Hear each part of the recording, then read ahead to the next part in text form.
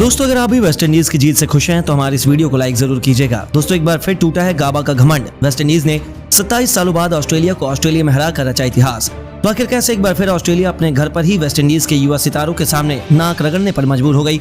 आखिर कैसे West Indies ने किया गाबा का अभेद दिखला अपने नाम। जब ऑस्ट्रेलिया को जीत के लिए केवल 9 रन चाहिए थे तो उनका एक केवल विकेट शेष था।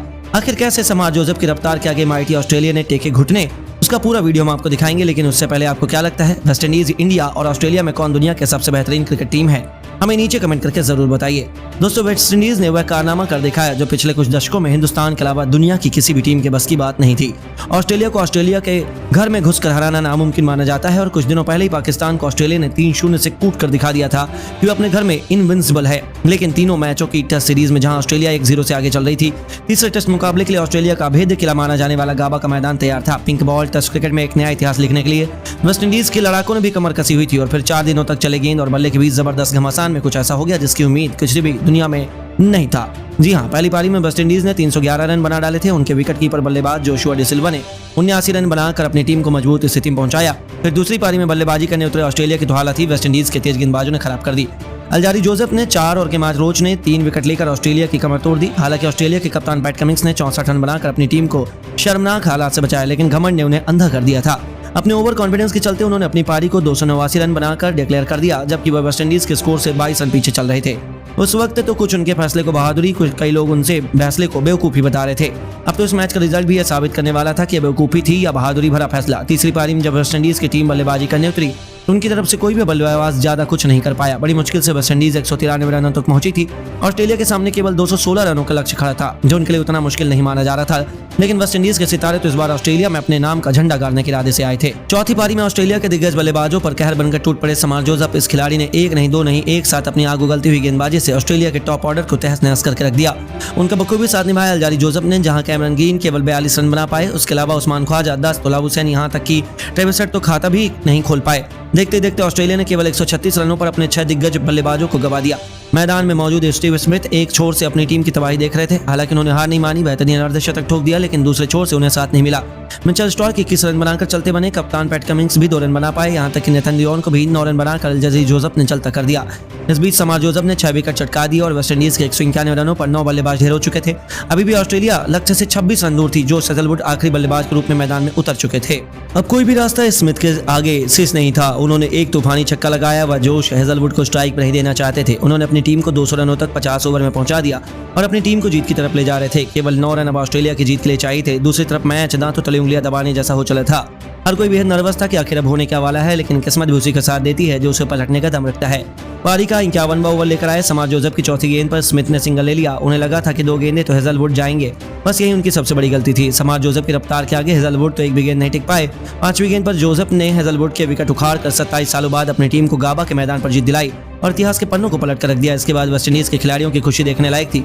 हर कोई पूरे स्टेडियम में दौड़ दौड़ कर जश्न मना रहा था। आखिर वो भी क्यों ना, उन्होंने ऑस्ट्रेलिया में घुसकर ऑस्ट्रेलिया का घमंड तोड़ दिया और टेस्ट सीरीज को 1-1 की बराबरी पर समाप्त कर दिया, जिसके हीरो समार जोसेफ बने थे। उन्होंने इस पारी में कुल 7 विकेट लेकर ऑस्ट्रेलिया का घमंड पैर तले कुचल दिया। दोस्तों बुमराह अश्विन के तूफान के बाद चौथी पारी में रोहित और यशस्वी ने अपने बल्ले से मचाया तांडव। तूफानी पारी खेल दिखाई भारत को ऐतिहासिक जीत। भारतीय टीम ने टेस्ट सीरीज में बनाई 1-0 से अजेय बढ़त। तो आखिर कैसे इंग्लैंड के दिए हुए 230 रनों के लक्ष्य का भी भारत के देवार रोहित और यशस्वी के सामने छोटा पड़ गया। आखिर कैसे इन दोनों बल्लेबाजों ने अपनी खौफनाक बल्लेबाजी से चौथे दिन ही इंग्लैंड को घुटनों पर ला दिया? किस बल्लेबाज ने बनाए कितने रन, किसने ठोका सबसे तेज शतक? टीम इंडिया की जीत के साथ साथ इस मुकाबले की पूरी रोमांचक हाईलाइट हम आपको दिखाएंगे, लेकिन उससे पहले आपको क्या लगता है रोहित, लॉलीपॉप और यशस्वी में कौन सबसे बेहतरीन बल्लेबाज है? कमेंट में जरूर बताइए। दोस्तों इंडिया और इंग्लैंड के बीच रोमांचक टेस्ट मैच के तीसरे दिन भारतीय गेंदबाजों के आगे इंग्लैंड का टॉप ऑर्डर तो ताश के पत्तों की तरह बिखर गया था। जडेजा, बुमराह के साथ रविचंद्रन अश्विन ने उनके बड़े बड़े बल्लेबाजों को नाक रगड़ने पर मजबूर कर दिया। नतीजा ये हुआ कि टीम इंडिया की बनाई गई 190 रनों की लीड का पीछा करते हुए इंग्लैंड ने केवल 163 रनों पर ही अपने 5 बल्लेबाजों को गंवा दिया था। जहां जो रूट केवल 2 रन बना पाए तो बैरिस्टो 10 और कप्तान स्टोक्स भी केवल 6 रन जोड़ पाए थे। ऐसा लगा था कि इंग्लैंड तो तीसरे दिन ही टीम इंडिया के सामने बुरी तरीके से शिकस्त देखने वाली है और एक हिंदुस्तानी ने जीत का सपना सजा लिया था। लेकिन भारतीय टीम के खिलाफ इंग्लैंड के लिए मुश्किल घड़ी में उभरते हुए सितारे लॉलीपॉप चैंपियन की तरह निकल कर आते हैं। उन्होंने भारतीय गेंदबाजों की धज्जियां उड़ाते हुए अकेले दम पर पूरे मैच का रुख पलट दिया। जहां दूसरी तरफ कोई अन्य खिलाड़ी अर्धशतक भी नहीं ठोक पाया था, तो इस खिलाड़ी खिलाड़ी ने लोन वॉरियर की तरह भारतीय गेंदबाजों का न केवल सामना किया बल्कि भारतीय सरजमी पर अपने इंटरनेशनल करियर का पहला शतक जड़ा और तीसरे दिन टीम इंडिया को जीत हासिल नहीं होने दी। अंत तक नाबाद रहते हुए उन्होंने इंग्लैंड को 126 रनों की लीड भारतीय टीम पर दिलवाई और इंग्लैंड को 77 ओवरों में 316 रनों तक पहुंचा दिया, जहां वो 17 चौके की बदौलत 148 रन बनाकर नाबाद थे। इसके चौथे दिन अपनी टीम को एक विशालकाय लीड दिलाने के लिए एक बार फिर दोबारा से रेहान अहमद के साथ ऑली पॉप मैदान में कदम रख चुके थे। पहले ओवर से ही कप्तान रोहित के इरादे जल्द से जल्द इन्हें आउट करने पर टिकी हुई थी, लेकिन ऑली पॉप तो इतिहास के रचने के इरादे से ही आए थे। 79वां ओवर लेकर आए बुमराह की दूसरी ही गेंद पर ऑली पॉप ने सिंगल लेकर अपने 150 रनों का निजी आंकड़ा पूरा किया। उन्हें आउट कर पाना किसी भी भारतीय गेंदबाज के बस की बात नहीं थी। खासतौर पर बुमराह को तो उन्होंने आड़े हाथों लिया और 81वें ओवर में बुमराह के खिलाफ बेहतरीन चौका जड़कर उन्होंने टीम इंडिया के पसीने छुड़ाने शुरू कर दिए थे। तो वहीं रविंद्र जडेजा को भी उन्होंने नहीं छोड़ा। उनके बाद रेहान अहमद ने भी अपने हाथ खोलने शुरू कर दिए थे। जडेजा को चौके के लिए मारकर उन्होंने अपनी टीम को एक बेहद मजबूत स्थिति में पहुंचा दिया था। अब जहां दोनों छोरों से टीम इंडिया की पिटाई हो रही थी, लेकिन बहुत जल्दी टीम इंडिया की जबरदस्त वापसी करवाई रोहित शर्मा के सबसे बड़े हथियार जसप्रीत बुमराह ने अगले ही ओवर में रेहान अहमद को अपने जाल में फंसा लिया, जिनके आसान सा कैच विकेट के पीछे श्रीकर भरत ने लपका और आखिरकार इन दोनों के बीच की मजबूत साझेदारी का अंत हो चुका था, जहां रेहान 28 रन बनाकर पवेलियन चले गए और उनके रूप में इंग्लैंड को 7वां झटका लगता है। उनके आउट होने के बाद अब मैदान में ओली पॉप का साथ निभाने के लिए टॉम हार्टले कदम रख चुके थे। टीम इंडिया की वापसी की एक नई उम्मीद जिंदा हो चुकी थी, लेकिन ओली पॉप को आउट करना अब सबसे जरूरी हो चुका था, क्योंकि अगले ही ओवर में उन्होंने एक और सिंगल लेकर इंग्लैंड को भारत पर 150 रनों की लीड दिलवा दी थी। उनके द्वारा बनाया गया एक रन टीम इंडिया को हार की तरफ धकेल रहा था। यही डर कप्तान रोहित शर्मा के साथ करोड़ों भारतीयों को सता रहा था। रोहित अपने सभी गेंदबाजों का इस्तेमाल कर रहे थे। पेस डिपार्टमेंट के बाद उन्होंने स्पिन गेंदबाजों का रुख किया। रविंद्र जडेजा को उन्होंने गेंदबाजी में बुला लिया था, लेकिन उसका भी कुछ खास असर ओली पॉप पर पड़ता नहीं दिख रहा था। पूरे स्टेडियम में सन्नाटा छाया हुआ था। हालांकि गेंदबाजों को पिच से अच्छी खासी स्पिन मिल रही थी। ऐसा लग रहा था हर गेंदबाज पर ये बल्लेबाज अब बस अभी आउट हो जाएगा, लेकिन अंत में किस्मत ओली पॉप का ही साथ देती थी। यहाँ तक कि दूसरे छोर से हार्टले भी चट्टान की तरह मैदान में डटकर बल्लेबाजी करने लगे थे। ना वो रन लेना चाहते थे, ना ही वो अपना विकेट भारत को देना चाहते थे। इन दोनों ने 86वें ओवर में अपनी टीम को 350 रनों तक पहुंचा दिया था और टीम इंडिया मुश्किल में फंस चुकी थी। जडेजा से लेकर अश्विन बुमराह हर गेंदबाज के चेहरे पर चिंता की लकीरें साफ तौर पर देखी जा सकती थी। वहीं एडी चोटी का जोर लगा रहे थे, लेकिन ये दोनों टस से मस होने का नाम नहीं ले रहे थे। यहाँ तक कि ओली पॉप के बाद अब हार्टले ने भी अपना आक्रामक रूप दिखाना शुरू कर दिया। पारी का 88वां ओवर लेकर आए अश्विन की चौथी गेंद पर उन्होंने गेंदबाज के सिर के ऊपर से बेहतरीन चौका लगाकर अश्विन के सम्मान को ठेस पहुंचाई थी। आखिरकार हार मानकर रोहित को वो करना पड़ा जो किसी ने सोचा नहीं था। 89वें ओवर में कप्तान रोहित शर्मा ने नई गेंद लेने का फैसला किया। उन्होंने सोचा था कि नई बॉल शायद उनकी किस्मत पलट देगी, लेकिन कोई भी फैसला ओली पॉप को रोकने के लिए काफी नहीं था। ये तो टीम इंडिया पर ही भारी पड़ता नजर आया। रोहित ने नई गेंद जडेजा को सौंपी थी, लेकिन रोहित के इस फैसले को गलत साबित करते हुए पॉप ने इस बार गेंद को विकेटकीपर के ऊपर से विकेट के पीछे इतना अतरंगी शॉट खेलकर चौका बटोरा कि क्या ही की जाए। पहली बार भारतीय टीम इतनी टेंशन में नजर आ रही थी। 90 ओवर में इंग्लैंड ने 369 रन बना लिए थे। भारतीय टीम पर उनकी लीड 179 रन हो चुकी थी। ओली पॉप काफी तेजी से अपने ऐतिहासिक दोहरे शतक की तरफ बढ़ चुके थे। हालांकि एक बार फिर भारतीय गेंदबाजों ने अपनी टीम की जबरदस्त वापसी करवाई और उनकी कातिलाना गेंदबाजी का नतीजा हुआ कि पहले सेशन के अंत तक उन्होंने इंग्लैंड के उम्मीद के मुताबिक बहुत बड़ी बढ़त हासिल नहीं होने दी, जहां से टीम इंडिया को ये टेस्ट मैच जीतने के लिए ज्यादा मुश्किल नहीं होनी चाहिए। इंग्लैंड ने देखते ही देखते 400 रनों का आंकड़ा पार कर लिया था, लेकिन फिर भारतीय गेंदबाजों ने भी जबरदस्त वापसी की। 34 रन बनाकर खेल रहे टॉम हार्टले को अश्विन ने क्लीन बोल्ड कर दिया, तो बल्लेबाजी करने उतरे मार्क वुड को जडेजा ने खाता भी नहीं खोलने दिया। यहाँ तक कि अपने दोहरे शतक के बेहद करीब पहुंचकर ओली पॉप भी गलती कर बैठे। बुमराह ने उन्हें क्लीन बोल्ड कर पूरी की पूरी इंग्लैंड को 420 रनों पर ऑल आउट कर दिया था, जहां ओली पॉप ने 21 चौके की बदौलत 196 रन बनाए थे। उनकी धाकड़ बल्लेबाजी के दम पर टीम इंडिया को 231 रनों का लक्ष्य हासिल हुआ था, जिसका पीछा करने रोहित और यशस्वी की तूफानी जोड़ी मैदान में उतरी